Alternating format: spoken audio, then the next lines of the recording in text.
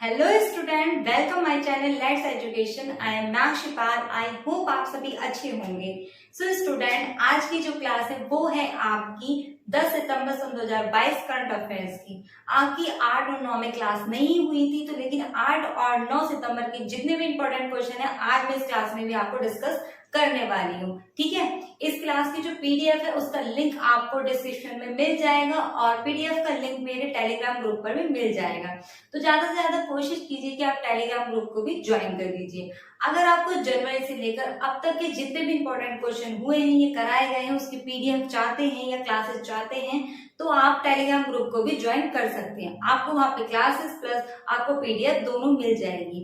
ये क्लास आपकी सभी कॉम्पिटिटिव एग्जाम के लिए बहुत ही ज्यादा बेनिफिशियल है। चाहे आप किसी भी कॉम्पिटिटिव एग्जाम की तैयारी कर रहे हो, चाहे आपको वो सुपर टेट हो, एसएससी सीजीएल का एग्जाम हो, या यूपीएससी पैट का हो, या डीआरडीओ का कोई सा भी एग्जाम हो, आपका जो करंट अफेयर्स का पोर्शन है वो इस क्लास से कंप्लीट हो जाएगा। ठीक है, अगर आपको ये क्लास पसंद आती है तो ज्यादा से ज्यादा लाइक कीजिए, शेयर कीजिए, चैनल को सब्सक्राइब कीजिए। और क्लास को सब्सक्राइब करने से पहले, यानी कि आप जब चैनल को सब्सक्राइब करेंगे तो उसके साथ ही आपको बेल आइकन को भी प्रेस कर देना है, ताकि आपको आने वाली कोई सी भी क्लासेस का नोटिफिकेशन मिल जाए। ठीक है, तो आज की क्लास स्टार्ट करते हैं। आज की क्लास स्टार्ट करते हैं उससे पहले आपको एक छोटी सी इंफॉर्मेशन देनी है। अगर आपको किसी भी टॉपिक की मतलब कोई भी टॉपिक में आपको हेल्प चाहिए करंट अफेयर से रिलेटेड, तो प्लीज आप मुझे कमेंट सेक्शन में बता दीजिए, ताकि मैं उससे आपकी हेल्प कर सकूं। ठीक है, नोटिफिकेशन आपको पहुंच गया होगा सभी को कि 8 बजे आपकी ये क्लास डेली होती है। ठीक है, तो फिर आज की क्लास स्टार्ट करते हैं। आज की क्लास का जो फर्स्ट क्वेश्चन है वो है कि अंतरराष्ट्रीय साक्षरता दिवस कब मनाया जाता है। क्या है क्वेश्चन? अंतरराष्ट्रीय साक्षरता दिवस कब मनाया जाता है? तो कब मनाया जाता है? 8 सितंबर को मनाया जाता है। ठीक है, अब बात कर लेते हैं कि साक्षरता दिवस होता क्या है। ये तो मैंने आपको बता दी कि 8 सितंबर को मनाया जाता है। साक्षरता का मतलब होता है शिक्षा। शिक्षा यानी कि पढ़ा लिखा होना, एक तरीके से कहा जाए तो। ठीक है, पढ़ना और लिखना, क्योंकि जो आजकल की एजुकेशन है वो बहुत ही ज्यादा मस्त हो चुकी है सभी के लिए, हमारे सामाजिक विकास के लिए और मनुष्य के विकास के लिए। ठीक है, इसीलिए इस दिन को मनाया जाता है। अब बात कर लेते हैं इसकी शुरुआत कब से हुई है। तो इसकी शुरुआत हुई थी, सही बताऊं तो 7 नवंबर 1965 को यूनेस्को के द्वारा एक फैसला किया गया था कि साक्षरता दिवस को मनाया जाएगा। तभी से क्या हुआ, 8 सितंबर 1966 से इसकी शुरुआत हो गई है। पहली बार इसको 1966 में मनाया गया था। ठीक है, तब से ही इसको मनाया जाता रहा है। ठीक है, और ये अंतरराष्ट्रीय यानी कि सभी देशों में मनाया जाता है एक तरीके से। अब बात कर लेते हैं इसकी थीम की, यानी कि जो सन 2022 की इसकी थीम क्या रखी गई है साक्षरता दिवस की। तो इसकी थीम है ट्रांसफॉर्मिंग लिटरेसी लर्निंग स्पेसिस। क्या है? Transforming literacy learning spaces. इसका मतलब है कि जो हमारी शिक्षा है उससे सीखने से ज्यादा क्या है, बदलाव लाना।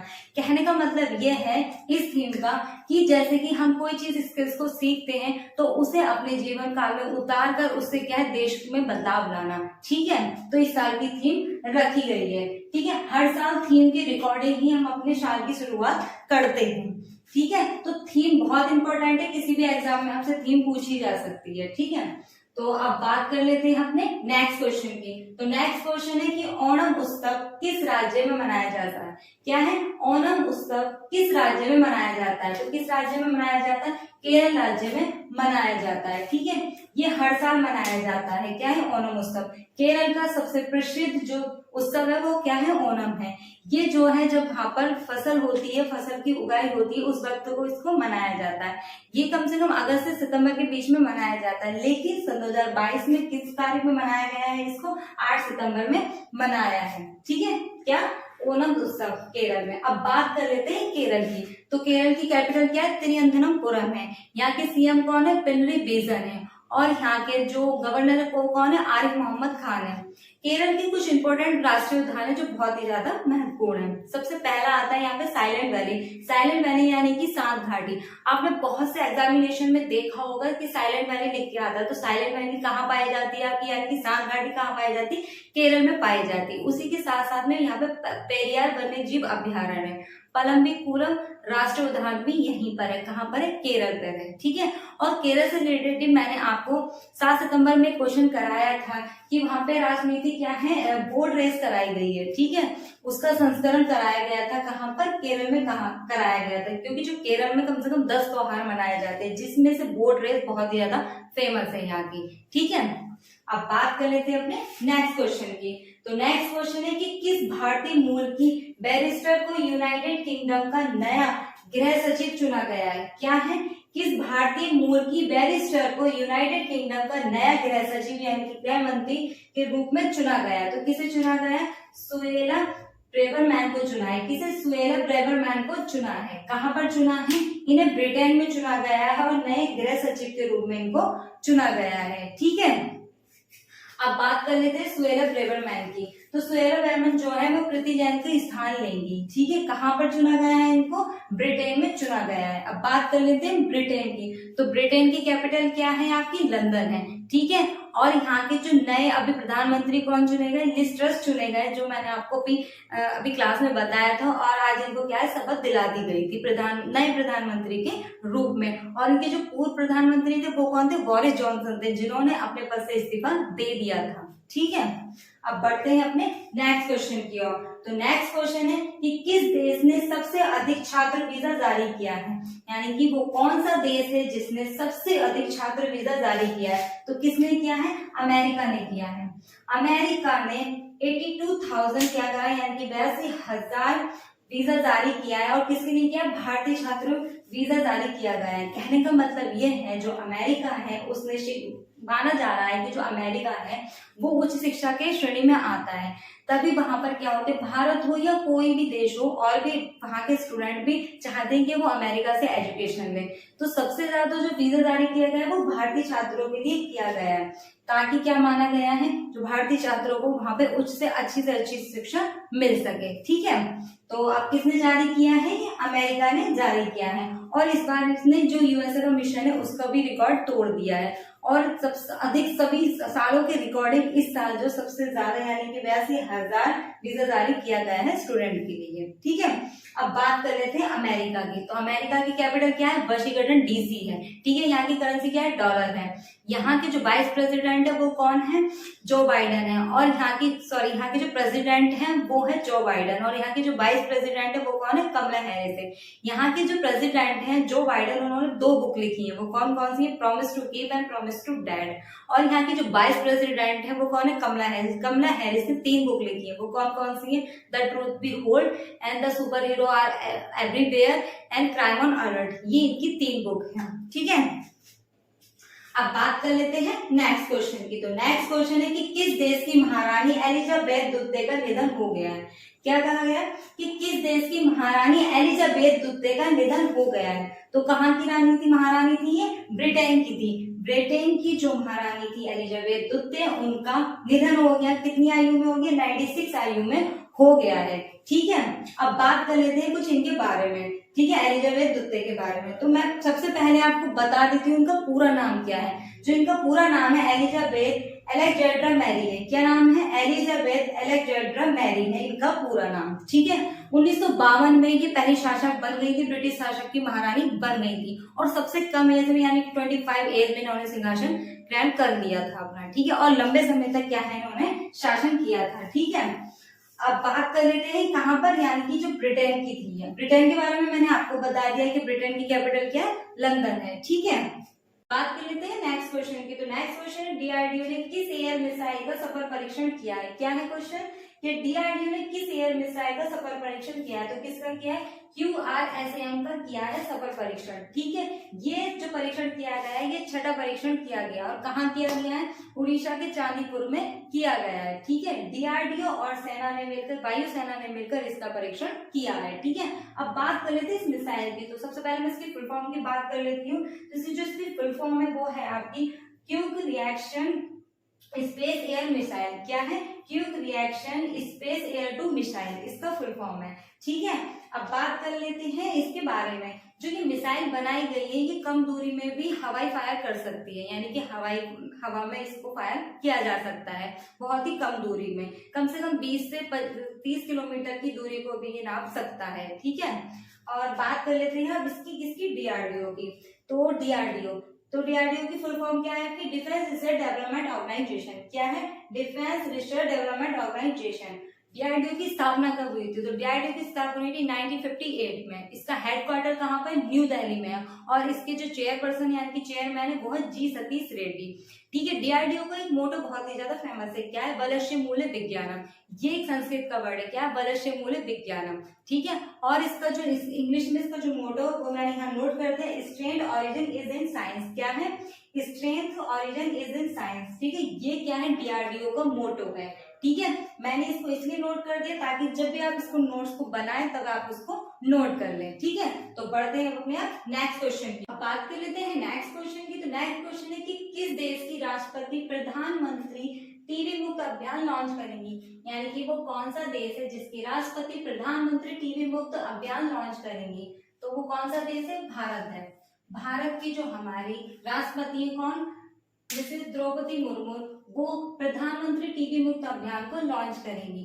ये जो अभियान है इसका जो उद्देश्य है वो ये है कि सन 2025 तक भारत जो है टीबी मुक्त हो जाए, यानी कि जो टीबी रोग है उससे भारत को निजात यानी कि मुक्ति मिल जाए। ठीक है, ये जो योजना का है इसे लॉन्च करने की बात की तो इन्होंने 9 सितंबर में इसको बात को लॉन्च कर दिया गया है।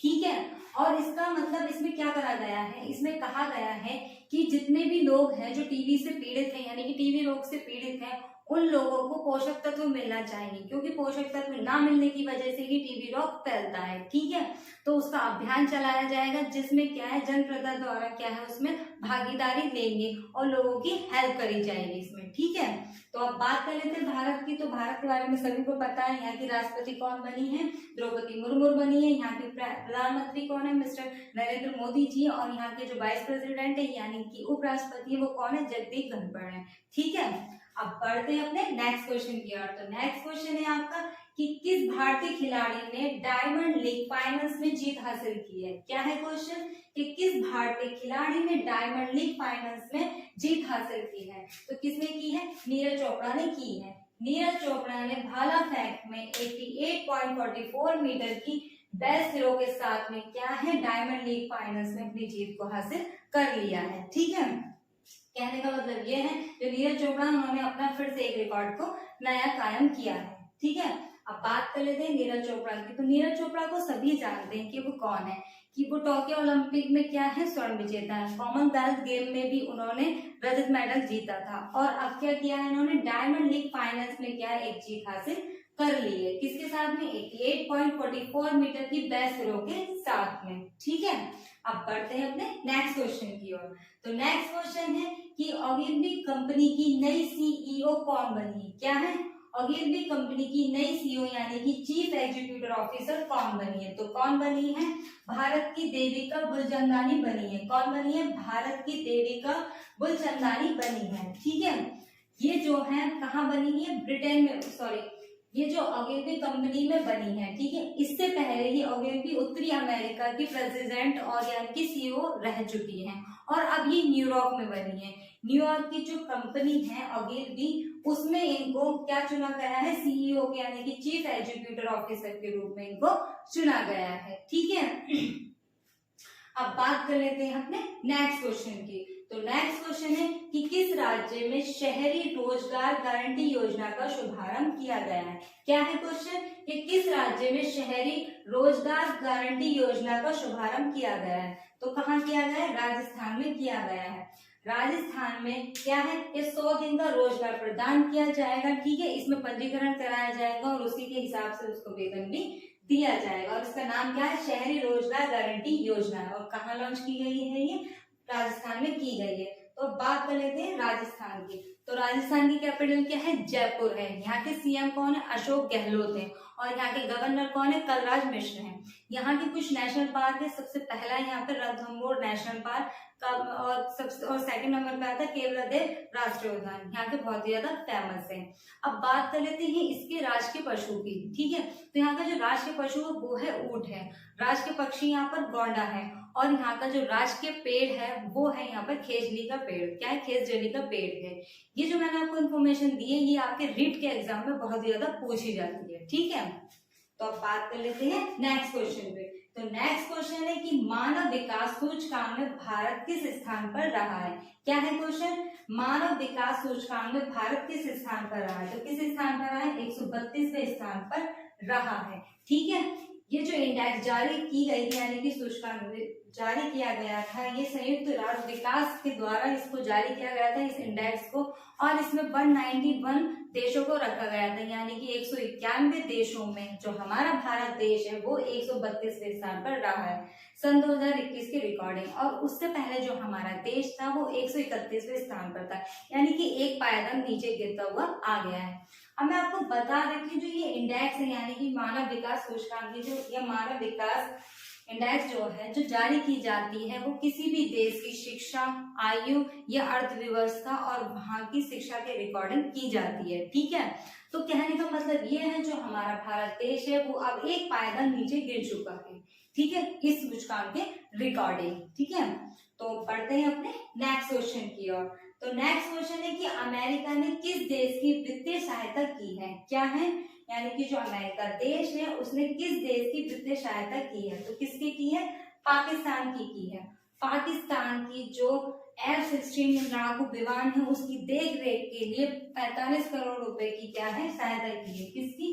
45 करोड़ रुपए की इसकी वित्तीय सहायता की है। आपको पता भी होगा पाकिस्तान में इस टाइम बाढ़ आएगी और अर्थव्यवस्था भी वहां की बहुत ही ज्यादा ऐसी ही चल रही है, यानी कि वहां पर एक तरीके से विपदा ही आई हुई है। ठीक है, तो क्या करा है? अमेरिका ने उसकी मदद की है, 45 करोड़ की वित्तीय सहायता की है। ठीक है, अब बात कर लेते हैं पाकिस्तान की। तो पाकिस्तान की कैपिटल क्या है? इस्लामाबाद है। यहाँ के पीएम कौन? शहबाज शरीफ है। कौन है? शहबाज शरीफ है। और यहाँ के जो प्रेसिडेंट है वो कौन है? आरिफ अलवी है। ठीक है, अब बात कर लेते हैं नेक्स्ट क्वेश्चन की। तो नेक्स्ट क्वेश्चन है आपका कि भारत के किन क्वेश्चन की तो नेक्स्ट क्वेश्चन है कि भारत के किन 3 शहरों को UNESCO global network of learning cities में शामिल किया गया है? क्या है क्वेश्चन कि भारत के वो कौन से 3 शहर जिसको UNESCO global network of learning cities में शामिल किया गया है? तो कौन कौन से शहर है? नीलांबुर, त्रिशूर और वारंगल। इन 3 शहरों को यूनेस्को की global network of learning cities में शामिल किया गया है। ठीक है, अब बात कर लेते हैं 3 शहरों के बारे में। तो नीलांबुर और त्रिशूर जो है वो केरला के हैं, यानी कि कहने का मतलब ये नीलांबुर और त्रिशूर शहर जो वो केरला में है, और वारंगल जो है वो तेलंगाना राज्य में स्थित है। ठीक है, जो नीलांबुर और त्रिशूर है ये बहुत ही ज्यादा बेस्ट क्या है? टूरिज्म है, यानी कि घूमने के हिसाब से ये दोनों शहर जो है बहुत ही ज्यादा बेस्ट है, इसीलिए इनको यूनेस्को में शामिल किया गया। और जो वारंगल है वो तेलंगाना राज्य में है, और ये क्या है? एक ऐतिहासिक सिटी है। क्या है? एक ऐतिहासिक सिटी है जो इतिहास के बारे में बताती है, इसीलिए इसको यूनेस्को में शामिल किया गया है। और तेलंगाना राज्य में ही एक क्या है? रामप्पा मंदिर है। क्या है? रामप्पा मंदिर है जिसको यूनेस्को के द्वारा विश्व धरोहर में शामिल किया गया था। ठीक है, तो इस क्वेश्चन से आके 2-3 क्वेश्चन बनते हैं। ठीक है, ये बहुत ही ज्यादा इंपॉर्टेंट क्वेश्चन है आपका। ठीक है, तो इस पे आप डबल स्टार भी लगा सकते हैं। ठीक है, अब पढ़ते हैं अपने नेक्स्ट क्वेश्चन की ओर। तो नेक्स्ट क्वेश्चन है कि जम्मू कश्मीर के किस जिले में चिकित्सा शिविर का उद्घाटन किया गया है?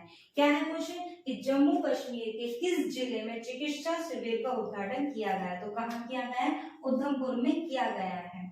जम्मू कश्मीर का जो उधमपुर जिला है वहां पर चिकित्सा शिविर का उद्घाटन किया गया है, यानी कि लोगों को मेडिकल की सुविधा दी जाएगी वहां पर, यानी कि डॉक्टरों की सुविधा दी जाएगी। ठीक है, अब बात कर लेते हैं जम्मू कश्मीर की। तो जम्मू कश्मीर की कैपिटल क्या है आपकी? श्रीनगर है। यहाँ के लेफ्टिनेंट गवर्नर है यानी कि उपराज्यपाल कौन है? मनोज सिन्हा जी हैं।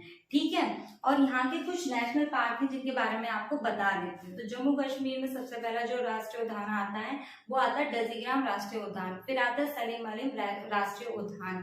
ठीक है, और सिमलीपाल राष्ट्रीय उद्यान यहाँ का बहुत ज्यादा फेमस है।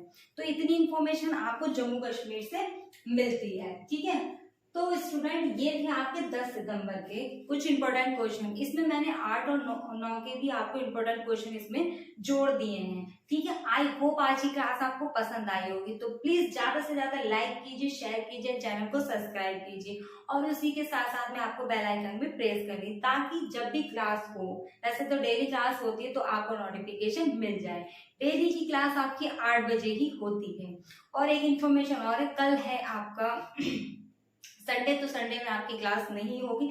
आपको क्लास मिलेगी शाम को, यानी कि 6 बजे। सुबह मॉर्निंग में आपको कोई क्लास नहीं मिलेगी, 6 बजे मिलेगी। 1 सितंबर से लेकर 10 सितंबर तक जितने भी मैंने इंपॉर्टेंट क्वेश्चन कराए हैं उसको आपको एक टेस्ट सीरीज मिलेगी, जिसको आपको क्या है सॉल्व करना है। और मैं आपको लाइव कराऊंगी, तो उस टेस्ट सीरीज को भी आपको क्या है उसमें शामिल होना है, और ताकि अपना एनालिसिस करना है कि आपने जो क्वेश्चन पढ़े हैं वो आपके लिए कितने हेल्पफुल हो सकते हैं। इस क्लास में जो पीडीएफ है उसका लिंक आपको डिस्क्रिप्शन में मिल जाएगा। लिंक आपको मेरे टेलीग्राम ग्रुप का भी मिल जाएगा, तो आप टेलीग्राम ग्रुप को भी ज्वाइन कर सकते हैं। और उसके साथ साथ आप मुझे इंस्टाग्राम और फेसबुक पे भी फॉलो कर सकते हैं। ठीक है, और ठीक है, तो आज की क्लास के लिए थैंक यू सो मच। आज की क्लास हम यही समाप्त करते हैं। मिलते हैं आपको संडे में शाम को 6 बजे वाली क्लास में। ठीक है, आज की क्लास के लिए थैंक यू सो मच।